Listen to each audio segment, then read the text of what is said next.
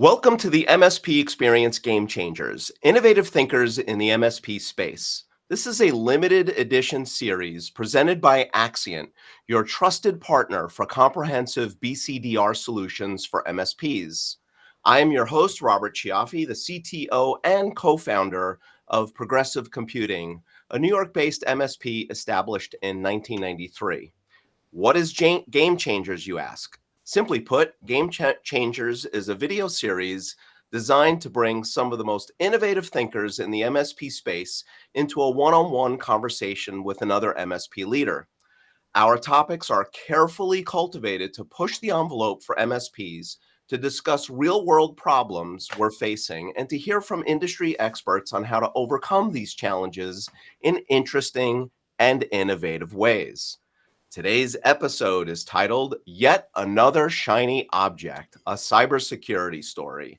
And our special guest is Wes Spencer of Empath MSP. My friend, Wes, how are you today, sir? Robert, I am excellent, even better now that I'm talking to you today. Thanks for having me on today. This is awesome. I really appreciate that. Hey, Wes, I understand you just started a new venture. I know a lot of people know who you are, but can you tell us a little bit about it?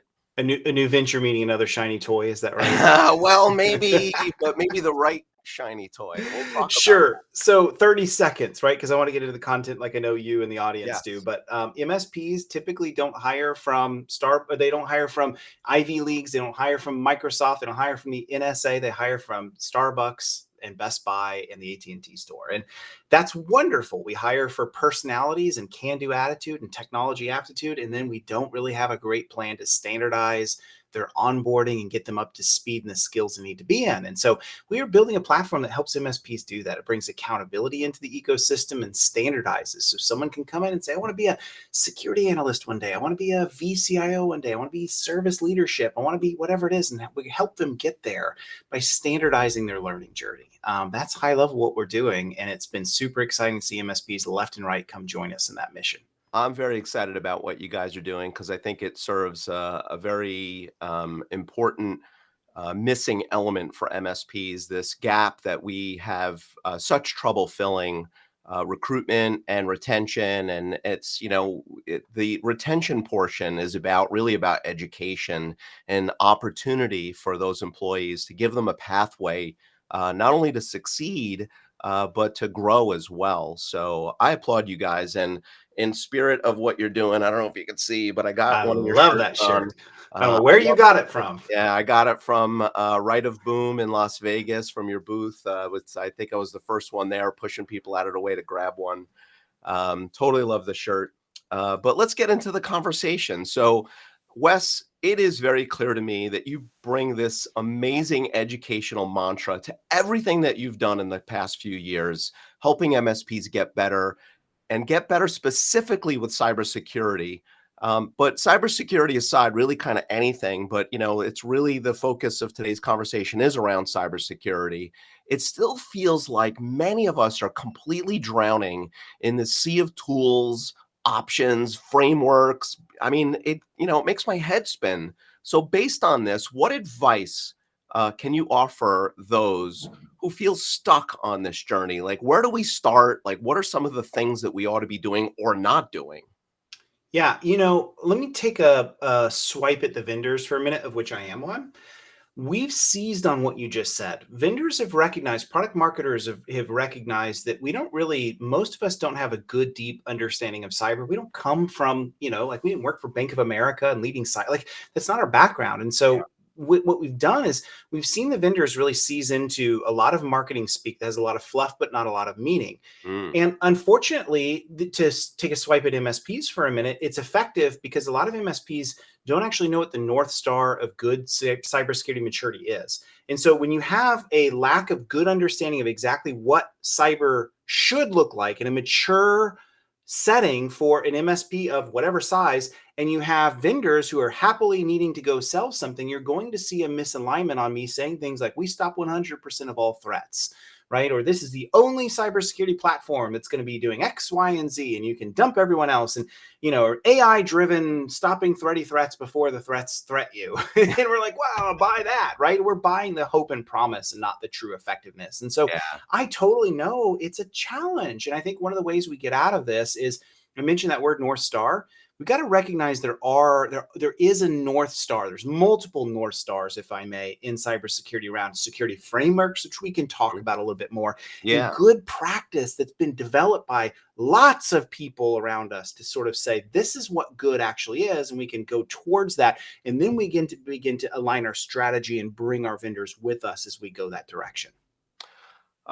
You invoke this vision in my head of like an old western where the guy pulls up with a wagon and he's selling all kinds of potions and trinkets out of the back of his wagon. Selling snake oil as this panacea drug to cure any ailment.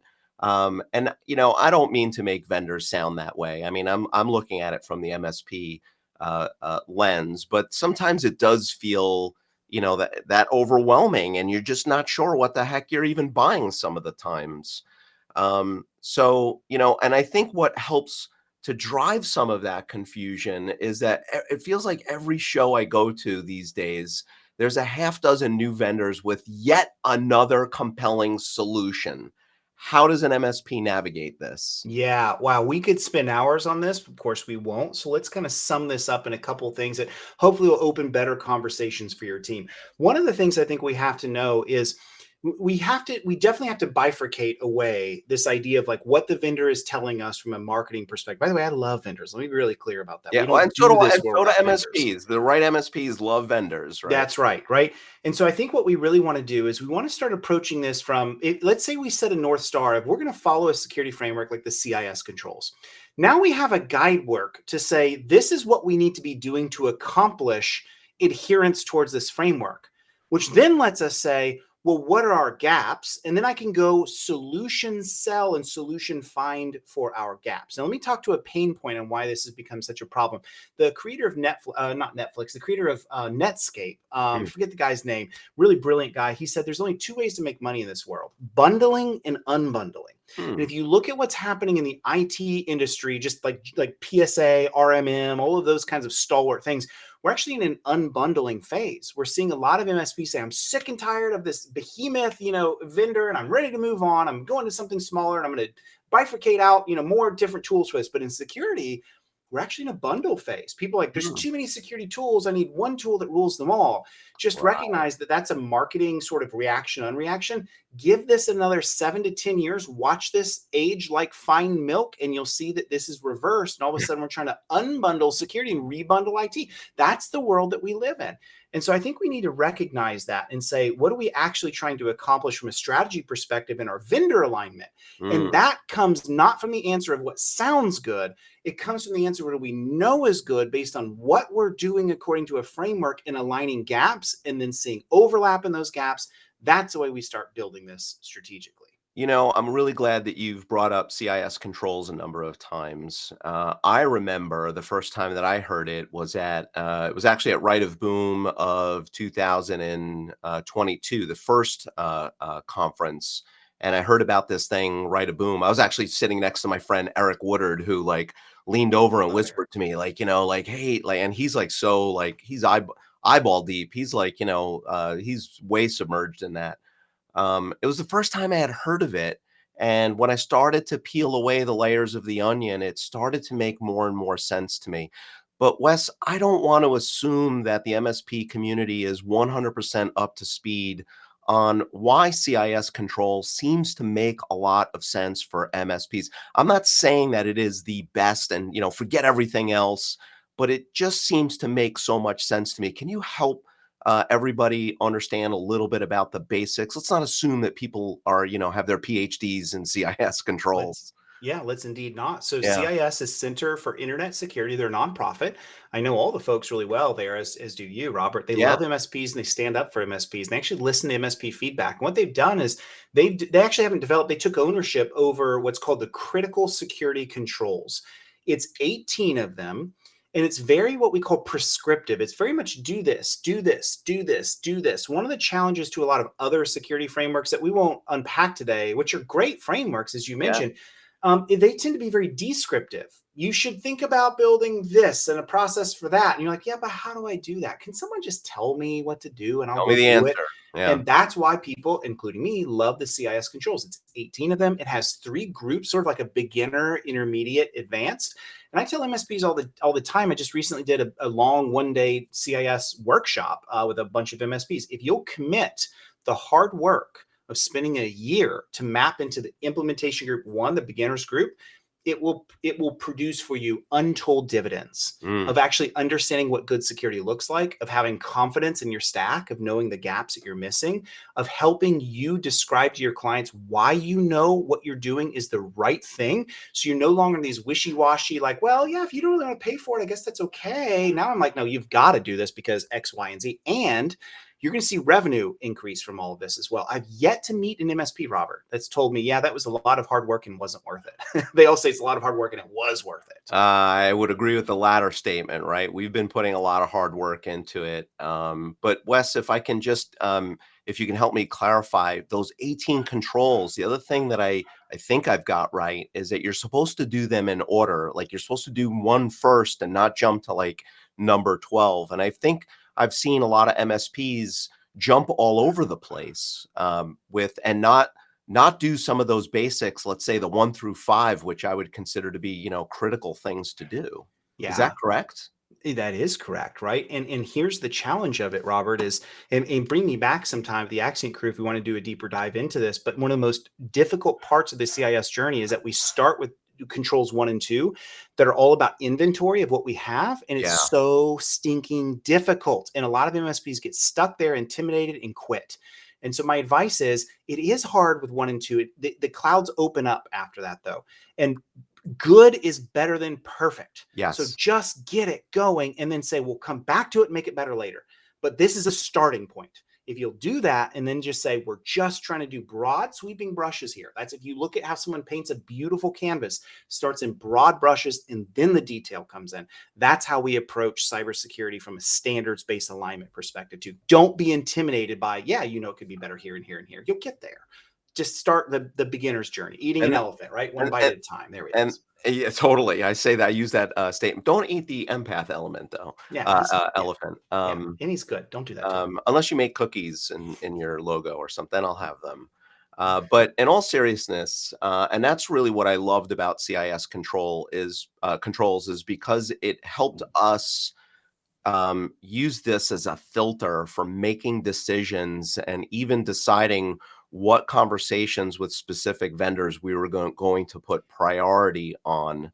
And it's funny too, because even when I started helping my team internally here wrap their arms around it, I said, look, controls 1 and 2, it's the most important, but it's also the most unsexy, right?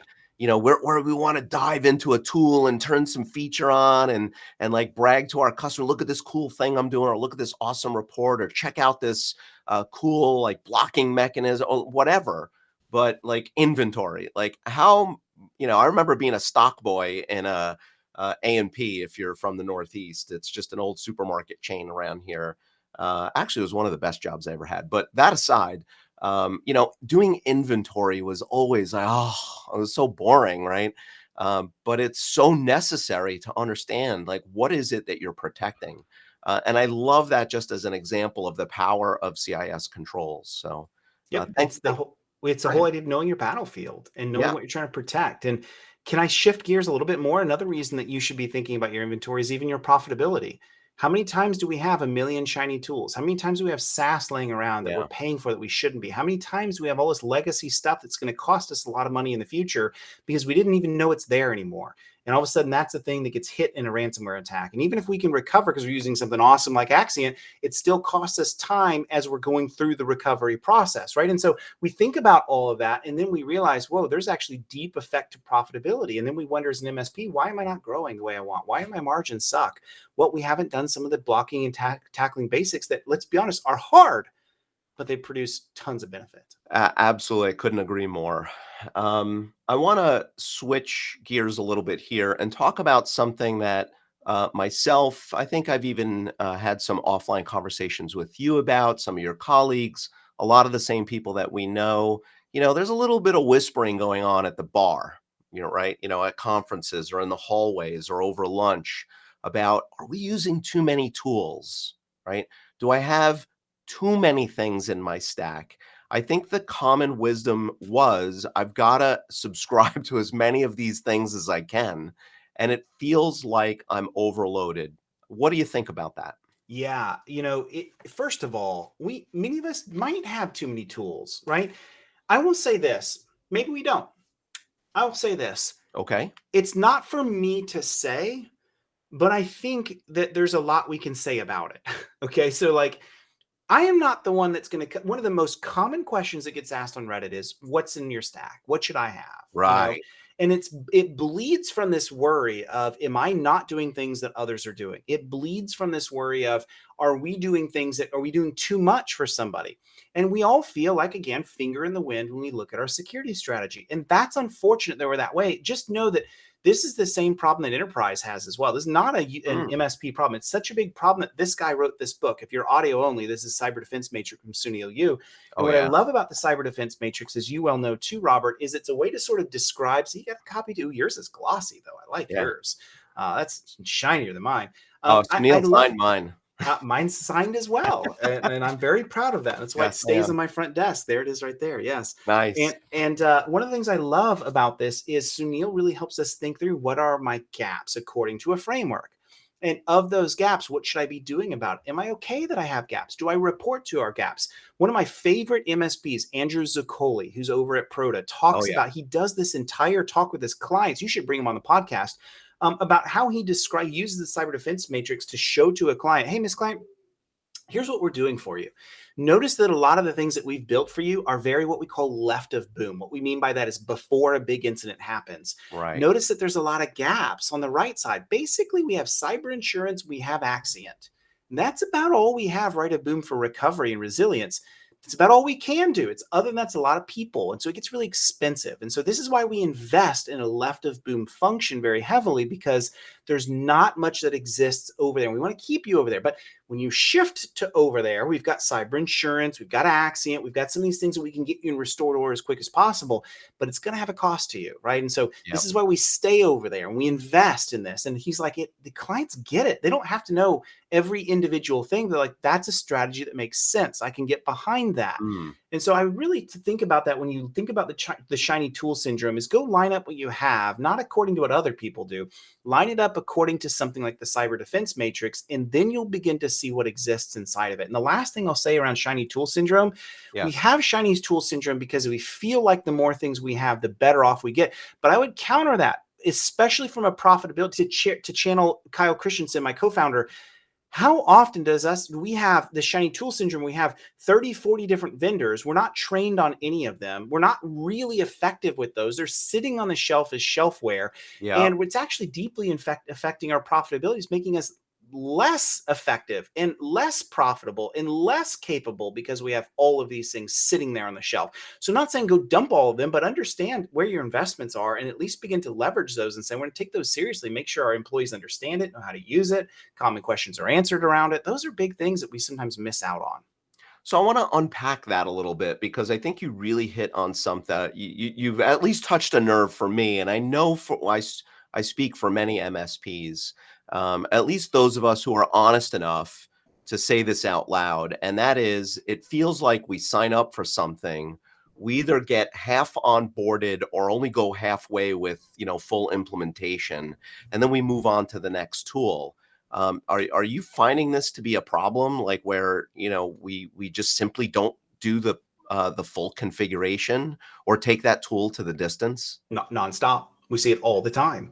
Right. And I'm not hating on MSPs. This is a problem that exists everywhere. When I Yeah. was a CIO at my bank, we had the same problem, right? So this is a problem that exists everywhere. I think what this comes down to is the A word, accountability. If Mm. you make a decision on a tool that affects and helps in our security strategy, knowing we have a gap over here, what does that look like to make sure that we've fully onboarded the tool, that we've trained according to best practices, that we make sure those that are relevant in the tool understand how to use it, our technicians know how to configure it, our account managers understand how to position it, our VCIOs know how to report on it, and then we make sure that we built that integration strategy into our organization. So when new people come into these roles, do they know how to do it? Because see, here's the problem we run into, Right. Robert. We might say, oh, our 5 people know this really well, our 25 people know this really well. And then 2 years from now, we've got 10, 15% turnover and new people in the role. I don't know any of it. We've never Yep. bothered to go back and be like, wait a second. None of these people, know what this tool is, how it works, how we expect it to be used. Not only does that introduce security vulnerabilities, that also introduces inefficiencies that kill our margins. So it's super important for us to think about how do we standardize all of this across the board so that as we rotate new people into our organization, we know that they're learning the things we know they need to know, and we're taking advantage of what our vendor is doing for us. So often we run into these conversations, people are like, yeah, that vendor is just not doing a great job for me. And then you unpack why, and they haven't done their homework to be really good at understanding what the vendor can do for them. That's And fine. I feel like that's where we as MSPs do that disservice back to a vendor. Like, you end up getting, it's almost like, for MSPs listening, it's almost like when that client calls you and ends up canceling and you're a little dumbfounded, right? Because they've declined meeting you for your annual strategic meetings or your QBRs. They've not read any of your reports. They don't engage with you other than reactive service. And it's they're not leveraging you as well as they should be. And we in turn, if we're not leveraging a vendor tool well enough, it's no wonder why sometimes we turn around and we cancel on them. I think this is a self-inflicted wound here, meaning, and this is where I think it ties back to the concept of too many tools, because often what happens is whether it's technical people who are like, hey, boss, we got to use something, or it's somebody like me coming back from a show saying, hey, some really awesome people sold me on this idea.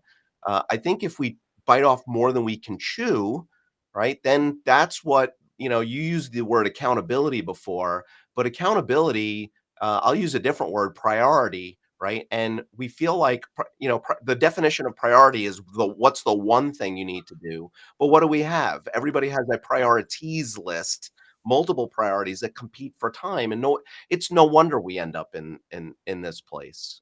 Uh, Yep. I've got Yep. Kyle in the back of my head, by the way, thinking about this. Yeah, there's so much to say on this, but I think that's the beginning of the conversation that becomes effective. And then I think that then blossoms into how do we position our offerings? It's okay to have sort of a basic offering and then an advanced offering for your banks and your healthcare and your CMMC and others. But then we also have to think through, like, yeah, we don't want one-off tools that are just sitting there as, an orphan that we just sell if someone asks for it. But Right. then we also, then that branches into, like, and again, beyond today's scope, but I'll just introduce it to make MSPs think about it. Sometimes some things just don't work as a managed service. So there's certain things that we have to say go in as a project cost, and we have to protect our margins. So we have to be a student of our tools. And they have to align back to our security roadmaps and our frameworks.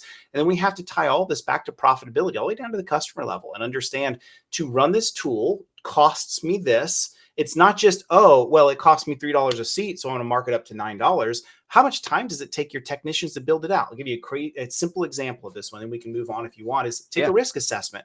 Okay, so the risk assessment, the platform I'm using charges me $3 a user. I'm just making it up. And Yeah. so I can't just go in and say it costs $9 to do it for a single user, or, 9 times, 15 for 15 employees. What happens to that risk assessment to do it right, no matter the size of the client, takes 24 hours, 40 hours to run for the month? Well, there's certain nominal costs that are minimums that we have to hit to be profitable on this, and we owe Yep. it to ourselves and our profitability to do that. So many times I talk to an MSP like, wait, I haven't done that at all. I've just been taught to just multiply everything by 3 on the MSRP and off we go. And I'm like, no wonder we have problems here, right? Mhm. We've really got to think hard about profitability and margin as we're delivering, what things belong as a service cost, what things belong as a project cost as we go forward. Yeah, I've seen some new vendors come into the space that are under pressure from MSPs that they're talking to, and I've had the opportunity to provide some advisory services to a few of these vendors, their feedback to me is, and there's one in particular I'm thinking about that said, "Oh, all MSPs said I should charge them by the user," and I'm looking at their their product and service and saying, but that doesn't translate to a user cost. It's exactly what you said, Wes. This is like a out of scope. It's not part of managed services. I mean, you could bundle it in some way, but it's got a lot of labor behind it, right? And you can't just, turn this. You can't just take their, let's call it dollar per user per month, and multiply it by 3 or 5. Like that. That model doesn't work. And that leads me into the next thing is a lot of these shiny objects have not just a cost for the subscription, but all the labor that's attached to it behind the scenes. Can you speak to that a little bit? Is there any advice that you can give people to think about how they might sniff out the amount of work that it would take to actually own and operate this wonderful new shiny object? Great question. So, obviously, when you're talking to the vendor from the very first time, a good vendor is going to understand some of this of like, what are my expectations? What's my role and responsibility as the MSP to be effective with this, right? Very rarely do you have a fire and forget one-off solution. One of the things going back to cyber defense matrix that Sunil often talks about is especially the things that are in the identify and protect functions. And I know you don't know what we're talking about if you've never been exposed to this, but things that are like around knowing what's in our networks, knowing what our users are, preventing known bad things like what a firewall might do. He talks about how those are very automated. We sort of set them up and off they go. They don't take a lot of work for us to really keep them up to date. There's not a lot of human resource capital that goes into that. But as we shift a little further, we start going into detection mechanisms like an Yep. EDR. What is a threat? What isn't? Response and recovery, recovering systems, making sure the configurations are correct. The human burden gets a lot more difficult. And so Yep. one thing you can do is start to think through, well, what does that look like for us? And what are the costs to us to be able to do those things? And if you haven't tested those tools and you haven't actually worked through those from like even sort of like what we call a tabletop test, sort of like a working through what would an incident look like for us to be able to handle those things, that's going to be a problem for you. One of the reasons we have so many effective EDR solutions in the market today that come with a SOC built in is because they know that that's a problem. In the early days, MSPs would buy something off the shelf, an enterprise grades, EDR. I won't name names. Yep. And then they wonder why they're not successful because they're drowned in alerts because they don't have the tool, they don't have the I don't have the technicians manpower, the and the talent. man. That's right. And so then it dies for them. It's much easier for those vendors to come in and say, now we have people that come with it and we're going to do X, Y, and Z for you. But you need to talk to that vendor and say, well, what are my responsibilities? What's the matrix look like between what you do versus what I do? And do we have the resources and capability in-house to say, when you tell me this thing, am I going to know about it in time? Do I know how to handle it in time? Do I know what my responsibilities are to correctly and effectively deal with this so it doesn't become a bigger issue? If you're not asking those questions to those vendors, you got to start. And a good vendor will have those answers for you. They'll tell you exactly what it looks like in all of the categories and what your responsibilities should be. And then the last thing I'll just tell you is there are certain things, Robert, that come up that you can never plan for. And this is where cyber insurance becomes so important Oh, because at totally. the end of the day, the boom can sometimes get red hot and it goes way beyond your capacity to handle. And at some point, you got to call in, just like the ambulance, to do the life saving. You got to call the cyber insurance in to really help. Right. And I so have that's no why that becomes important there too. I have no experience there. I don't know what you're None. talking for those that know my story, you know the story. If you don't, then just ask me offline. I have maybe, just if we can hone on this last question just for a minute, and then we're going to wrap things up. But I'm wondering if, those of us that are starting to feel like, hey, too many tools, like I don't have the manpower for this, maybe less is more, maybe I go deeper on a few tools. I heard somebody postulate or propose this idea of, hey, I wonder if I could just, use the Microsoft security stack, like Defender for Endpoint, Defender for O365, right? Like just go deep on the Microsoft stuff. It's probably built into a lot of the licensing that we use. And, maybe I don't bolt on all these other, like, is this pendulum now swinging back for some of us that are, thinking about that too far?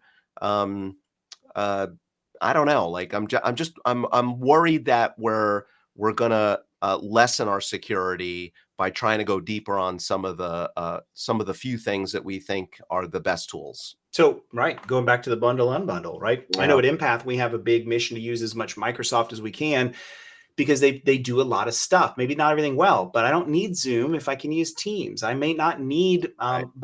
like a planning tool if I got Microsoft Planner. There's a lot of things that we're starting to say, you know, those tools are already embedded into our licensing. Let's start using them and let's be efficient here, even if it may not be best of breed. But that brings up really what we're talking about here is as Microsoft is doing more and more, especially as you mentioned inside of Defender, I'm a huge fan of its capabilities, but we also have to recognize that if we start moving towards all the things that Defender starts to present to us, this goes back to the beginning of our conversation about bundle and unbundle. Right. And the reality is the more that I bundle together, usually the less effective each of those systems and platforms are going to be. The argument is, yeah, but they're all integrated together. So get one sort of visibility stack, a Palantir, so to speak, from Lord of the Rings to see all the things, right? You Yeah, like that reference. I do.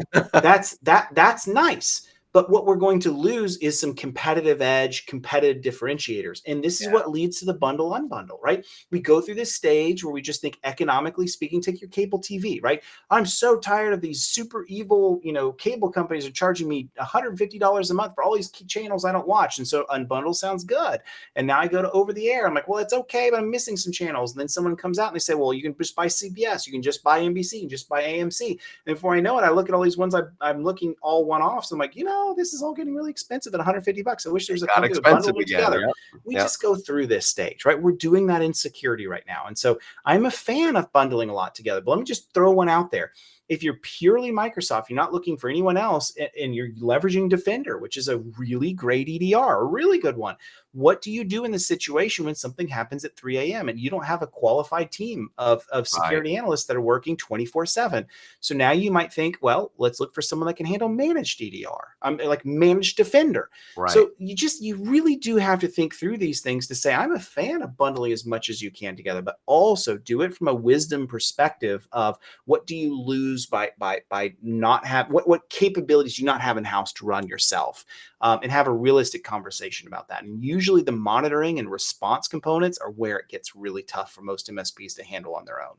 That's great. I think a great summary to the problem at hand. I almost feel like it's two like magnets, and I'm trying to get the two north poles. Like I'm trying to, and they keep resisting each other and going off alignment, and it just feels like I'm trying to find that balance, and I go too far one way or I go too far the other. As an MSP, it feels like we're always just walking that knife's edge, trying to bring order and balance into our cybersecurity and just overall security mindset, philosophy. I mean, it sounds like CIS Controls is something that you would advocate heavily for. Also, Sunil used Cyber Defense Matrix. Um, uh, uh, all of these things together, I think, help us. I think you used the term North Star, Wes. Was that right It earlier in the is. conversation? Yep. Right. Okay. Yep. We're traveling that dark sea and we see all these stars and we're lost in our navigation. You find that North Star, you point to it, Yeah. it never steers you wrong. And yeah, and I think let's bring this back. And I know you do too. I really don't like to be the security person that barks and people leave intimidated and don't want to start. Right. Don't do that. This No, is yeah. actually an easy place to get started, and every MSP can do this. I don't care whether you're a day old or you're 10 years old or 50 years old. As an MSP, pull a framework out, whether it's CIS, whether it's the new NIST cybersecurity framework, whether it's Yep. sort of industry specific ones. Heck, go all into something crazy like ISO 27001. I Mm. don't care, pick one, Pick but one. just begin on it. And what you'll notice is the clouds will part. There's going to be priorities. There's going to be a lot to work on, but it will make your ship float so much better because Yes. you know you're following the North Star and you're not wasting resources going from one thing to the other. Because what's the alternative? The alternative is anarchy. The alternative is just doing what you think is best. And then you realize, well, that was a good decision, but those four other here were terrible Yeah. decisions. And it's going to kill your MSP's Yep. capability. So spend the time now, make yourself better. First time I walk into the gym, it hurts my muscles. Second, third time gets a little bit better. Before you know it, I'm Arnold walking around. I mean, maybe not really, but I can wish. We can all flex. Well, Wes, I mean, I could talk to you for a million years on just about any topic, but this topic is, something that I'm very passionate about. I love what you said at the end there about, just pick something and go for it, and the sky will get clearer every day, right? Security is a journey. It's not a destination. I think a lot of people get frozen in their um, being overwhelmed. So that was a wonderful way to round this out.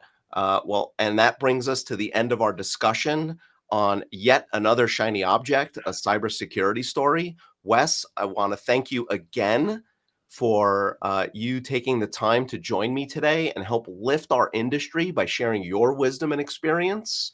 How can people reach or find you, Wes? Great. Thank you for such a fun conversation. The best ones, the ones you just want to keep going. So a couple ways, look me up on LinkedIn, Wes Spencer. I will come right up. I'm Wes at empathmsp.com. If you want to check out what we're doing, empathmsp.com as well. Easy way to get there.